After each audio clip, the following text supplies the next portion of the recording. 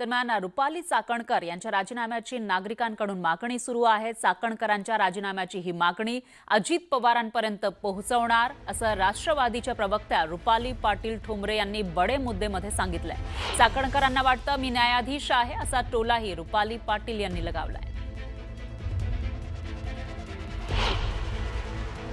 त्यांचं काम होतं की जो काही तपास आहे त्यांनी वेगळी त्यांची प्रेस घेण्याचं काम होतं आणि तपास चालू आहे, तपासातला काय अपडेट आहे हे पोलिसांनी, पुन्हा सांगते, एसपी, अधीक्षक, त्याच्यानंतर तपास अधिकारी यांनी प्रेसला बसले असते आणि त्याच्या शेजारी जर नुसते आयोग बसले असता तर मी अग्री केलं असतं।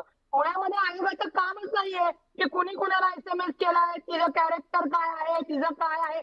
मी म्हणते तिचं जो काही तिच्यावर वेळ आली आहे, आयोगाचं काम आहे त्या महिलेला धीर देणं, समुपदेश करणं, न्याय द्यायला कोर्ट बसलेला आहे, कोर्टामधले न्यायाधीश आहेत, ते ठरवतील की ती आत्महत्या होती का नव्हती। हा अधिकार, मी पुन्हा सांगते, याच कायदेशीर गोष्टी महिला राज्य आयोगाला समजलेल्या नाहीत आणि त्याच्यामुळे या सगळा संताप होता।